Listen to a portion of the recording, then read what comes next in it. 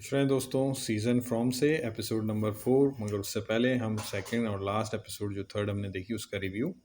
हमने देखा जेड जो है एक जगह पे जाता है और वहाँ पे कुछ ड्रॉनिंग सी चीज़ें नज़र आती हैं। वो बहुत डर जाता है, अपने दोस्त की लाश देखता है तो और घबरा जाता है और फिर उन्हें उन बातों का यकीन आता है। बच्चा बताता है कि यार मुझे इस तरह से कोई बाहर एक बच्चा नज़र आता है। बहन जो है उसने पूरा सीन वहाँ पे ख़राब कर दिया होता है, हॉस्पिटल का दरवाज़ा खोल दिया होता है, लोग मारे जा चुके होते हैं और वो अपनी सज़ा के लिए तैयार होता है, इसलिए कॉप उसको वहाँ पे बंद कर देता है। और आपने देखा कि किस तरह से उन ईविल चीज़ों ने अटैक किया और उसे मार दिया। ये वही बच्चा है जो कि उस कम्युनिटी सेंटर में रहता है, जिससे ये इसका बचपन दिखाते हैं, जो कि यहाँ इस जगह पे तकरीबन 40 साल से ऊपर से यहाँ मौजूद है। ये लड़की जब उठती है, ये उसकी पिक्चर बना के उसे दे देता है। कॉप उसी अपने जो जेल उसने बनाई होती है वहाँ पे आता है और जो बंदा जिसकी बेगम और बच्ची को मारा गया होता है वो भी बहुत बेदर्दी से मारा गया होता है और उसकी उस जेल के अंदर लाश पड़ी होती है। जो लड़की है सारा, वो वहाँ पे पहुँची है, वो तो उस जगह पे कैफेटेरिया जहाँ पे सब खाना वाना खाते हैं। ये परेशान है क्योंकि इनकी बेटी इनके साथ नहीं रह रही और इनकी आपस में भी नहीं बनती मियाँ बीवी की। अब वहाँ पे कॉप ने उसकी लाश को निकाला है और निकाल के कार्ट में डाला है ताकि वो इसे ले जाके कहीं दफनाए और उसको कवर्ड कर देता है क्योंकि बहुत बेदर्दी से उसे मारा गया है। वो जा रहा होता है तो दोनों बाप बेटे अपने घर से निकल के कैफेटेरिया जा रहे होते हैं ताकि कुछ खाना पीना करें। बच्चा मुसलसल कॉप से बात कर रहा होता है और कॉप उसकी बात का जवाब देते हुए वहाँ से निकलने की कोशिश करता है जल्द से जल्द, ताकि ये मंजर कोई और देख ना सके।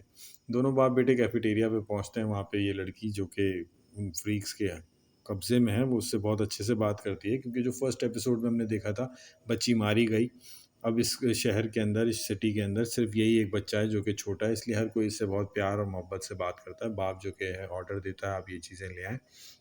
वो लड़की ये ऑर्डर लेके चली जाती है। बाप उससे बात कर रहा होता है, ठीक है मैंने ऑर्डर दे दिया, अब तुम यहाँ बैठो। कॉप वो लाश लेके जो है प्रीस्ट के पास पहुँचता है और बताता है उसके कि बहुत बुरी तरीके से मारा है। प्रीस्ट कहता है कि यार ये कैसे, कब तक चलेगा और ये क्या है सिलसिला, ये कैसे रुकेगा। तो वो कहता है तुम प्रीस्ट हो, तुम ज़्यादा बेहतर जानते हो, इससे निकलने की कोई ना कोई वजह तो होगी। यहाँ पे जेड जो है वो पुलिस कॉप का जो असिस्टेंट होता है उसको लेके उसी जगह पे आता है और बताता है देखो यार ये मैं यहाँ आया था और यहाँ मैंने कुछ साइंस देखे और वहाँ पे मैंने देखा कि एक बंदा जो है मरा हुआ है और एकदम से उसने मेरी तरफ देखा और मैं घबरा गया, मैं पीछे आ गया। तो उसको असिस्टेंट कॉप कहता है कि यार देखो ये जगह ही ऐसी मिस्टीरियस है, यहाँ पे इस तरह की हॉरर चीज़ें और इस तरह के मॉन्स्टर्स वगैरह वैसे ही नज़र आते हैं, तो तुम्हें अगर आया तो हम क्या कर सकते हैं, चलो निकलते हैं यहाँ से, इससे पहले देर हो जाए।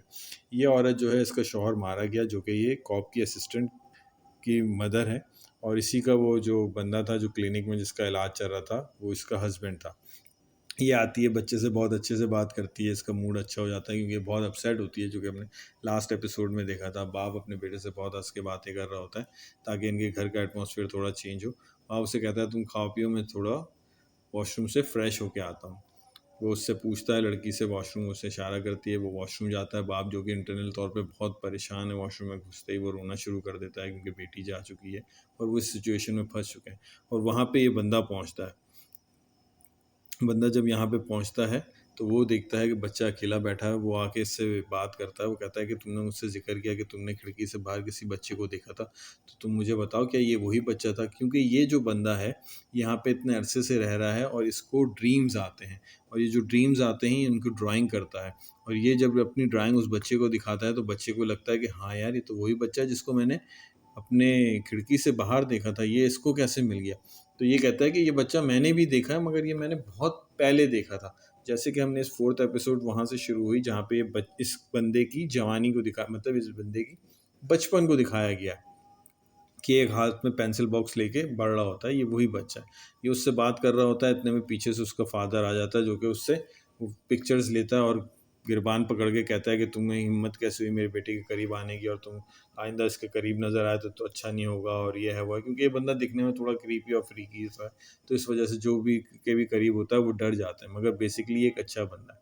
बाप अपने बेटे को वहाँ से लेता है और यहाँ से फ़ौरन निकलने की करता है और लोग बहुत परेशान हो चुके होते हैं। और जहाँ पे कम्युनिटी सेंटर में इनकी बेटी रह रही है वो थोड़ी परेशान है कि अपने वालिद वालदा के साथ नहीं हो। तो वहाँ पे जो लड़की होती है फातिमा, वो उसकी हेल्प करती है, वो कहती है आ जाओ, चलो चलते हैं, थोड़ा मूड तुम अपना अच्छा करो, आ जाओ बाहर चलते हैं।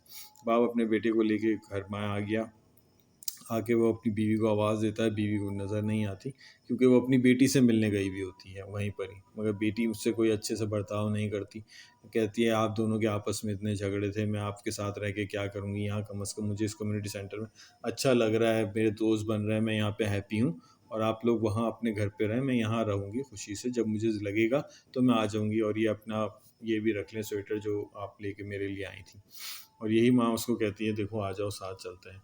इतने में कॉप का असिस्टेंट और वो जेट जो बंदा था यहाँ पे एक्सीडेंट में जिसकी दूसरी गाड़ी थी, वो बैठ के बात कर रहे होते हैं, वो उसे बता रहा होता है देखो यहाँ चीज़ें ऐसी चलती हैं, तुम्हें समझना चाहिए, तुम एकदम फ्रीक आउट मत हो, आहिस्ता आहिस्ता तुम समझोगे। उसको वहाँ पे एक टेलीकॉम कम्युनिकेशन का कुछ नज़र आता है क्योंकि ये बंदा पढ़ा लिखा है और ये टेलीकॉम के फील्ड से ही है, तो ये वो चीज़ें उठा के वहाँ से निकल जाता है कि मैं खुद ही कुछ राब्ता करता हूँ।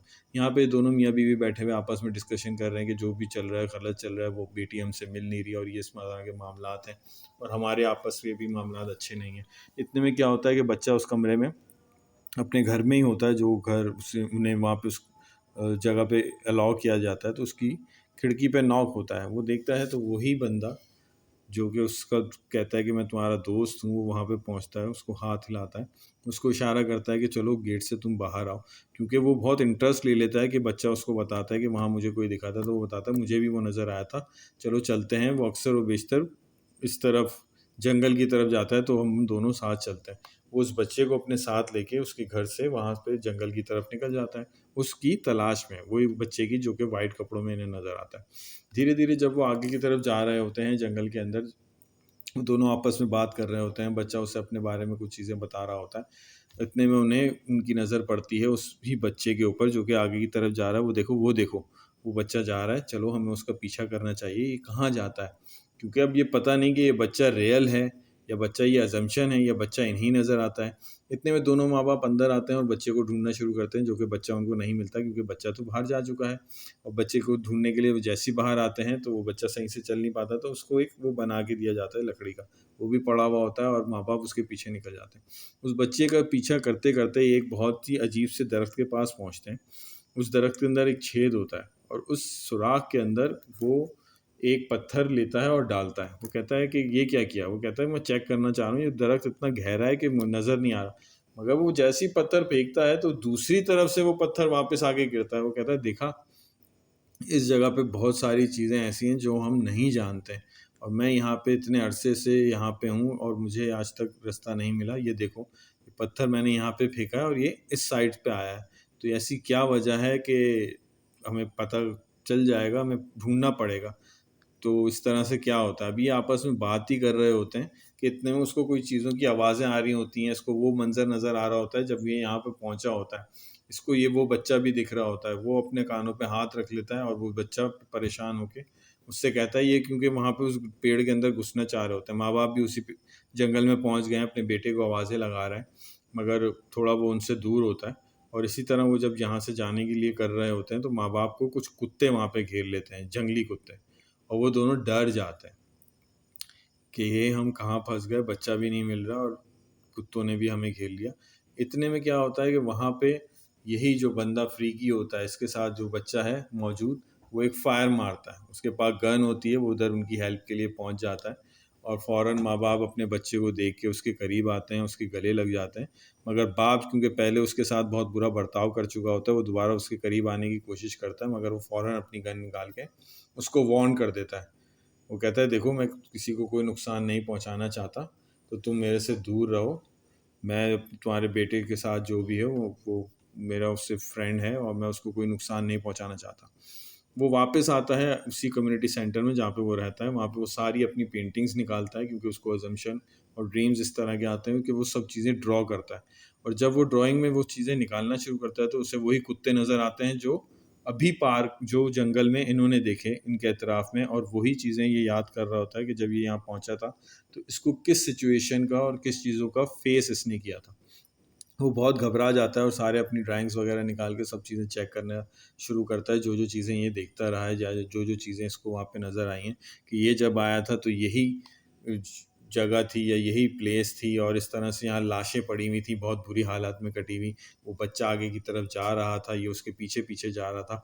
कुत्ते जो थे वो भाग रहे थे और लाशों को बहुत बुरा हाल था और ये इसी परेशानी के अंदर है कि ये सिचुएशन उस वक़्त थी और अभी भी यही है। ये बच्चा उस वक़्त छोटा था और आज भी ये बच्चा इतना ही छोटा है, तो ये क्या सिलसिला है? क्योंकि ये बंदा यहाँ पे रह के थोड़ा इस तरह से हो गया है कि लगता खौफ़नाक है, मगर ये चाहता है कि हम इस जगह से किसी तरह निकल जाएँ, और ये देखता है कि वही बच्चा जो अब यहाँ कम्युनिटी सेंटर में बच्चा आया था रहने के लिए, उसको नज़र आता है, वो उसको हाथ भी हिलाता है, ये उससे कम्युनिकेट भी करता है। मगर ये परेशान इसी वजह से है कि ये ऐसा कैसे हो सकता है, ये बच्चा अभी तक है। और ये दिखाया फिर करंट सिचुएशन में, ये वहीं खड़ा हुआ है उसी झूले के पास, जो कि हमें याद होगा कि ये हमने देखा था फर्स्ट एपिसोड में, जो बच्ची मारी गई वो इसी एपिसोड में झूले पे होती है। अब ये सारी वो पेंटिंग्स देख रहा है जो कि इसने ड्रॉ की होती हैं, वही पेड़, वही लाशें जो उसने देखी थी कटी हुई, वही बच्चा। तो ये अब इस चीज़ में बहुत बेसिकली खो गया है। तो बाप वहाँ से बेटे के साथ वापस आने के बाद कॉप के पास आता है, उसे सारे केस का मंज़र बताता है कि क्या सिचुएशन है और ये क्या चल रहा है और वो बंदा कौन है और क्यों मेरे बेटे के पीछे पड़ा हुआ है, ताकि कॉप को वो इल्म में ले आए। यहाँ पे जो उसकी बेटी इस कम्युनिटी सेंटर में रह रही हैं, वो उसका बहुत अच्छे से ये ख्याल रख रहे हैं। उन्होंने उसको एक सोने के लिए प्लेस अपने ही कमरे में बना दी। वो बहुत खुश है कि मेरे बहुत अच्छे दोस्त बन गए हैं और अब मैं यहीं रहूँगी, इनके साथ रहूँगी, ये मेरा ख्याल कर रहे हैं। मतलब उस बच्ची को जो है वो मुतमईन है वहाँ पे, वो लड़की वो वहाँ पे रहती है, फातिमा का थैंक्स करती है, फातिमा का जो दोस्त होता है उसका थैंक्स करती है। कॉप उन्हीं के पास पहुँचता है और उसी रेस्टोरेंट में जाते हैं वो एक साथ खाना खाने के लिए, ताकि उनके बारे में भी कुछ जान ले और उसको उस बंदे के बारे में भी बताए, ताकि सारी चीज़ें इनके सामने आ जाएँ। तो कॉप और वो लड़की जो है जिसका नाम सारा है, वो आई है, जो कि उन ईवल चीज़ों के अंडर में है। वो उस बच्चे से अच्छे से बात करती है, उसे लेके जाती है कुछ दिखाने के लिए। इतने में कॉप का असिस्टेंट वहाँ आता है, वो कहता है आप बाहर आइए, मुझे आपसे बात करनी है। बाकी ये दोनों आपस में बैठे हुए बातचीत कर रहे होते हैं। इतने में क्या होता है कि सब इन्हीं फैमिली को देख के खुश हो रहे होते हैं। जैसे मैंने बताया इस टाउन के अंदर अब यही एक बच्चा है, तो सब इस देख रहे हैं। इतने में सारा से वो जो मॉन्स्टर होते हैं वो कम्युनिकेट करते हैं और उससे परेशान करते हैं कि उसको एक तरह का वो मैसेज दे रहे होते हैं कि ये जो बच्चा आया है तुम्हें इसको मारना है, तुम्हें इसे किल करना है। और वो सारा के हाथ पे रिटर्न आ जाता है और सारा ये देख के परेशान हो जाती है और घबरा जाती है, क्योंकि वो पहले ही एक मर्डर उनके कहने पे कर चुकी होती है। और वो रेजिस्ट करती है, तो इतने में उसको एक दौरा पड़ जाता है, वो गिर के तड़पने लगती है। और यहीं पर ही एक तरफ हमें दिखाया गया कम्युनिटी सेंटर के अंदर जो बंदा है फ्रीकी सा, वो खोद रहा है। वो क्या खोद रहा है? वो कब्रें खोद रहा है। कम्युनिटी सेंटर की जो हेड है वो वहाँ पे देख के भागती हुई आती है उसके पास, और एक तरफ सारा को मुसलसल दौरा पड़ रहा है। और वो आके उससे पूछती है कि जोनाथन ये तुम क्या कर रहे हो, ये तुम क्या कर रहे हो, लोग डर रहे हैं तुम्हें इस तरह का काम करते हुए।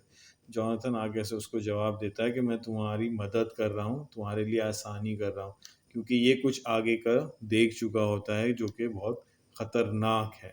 तो दोस्तों, इस 4th एपिसोड को लाइक करिएगा, शेयर करिएगा और पसंद करिएगा। Thank you.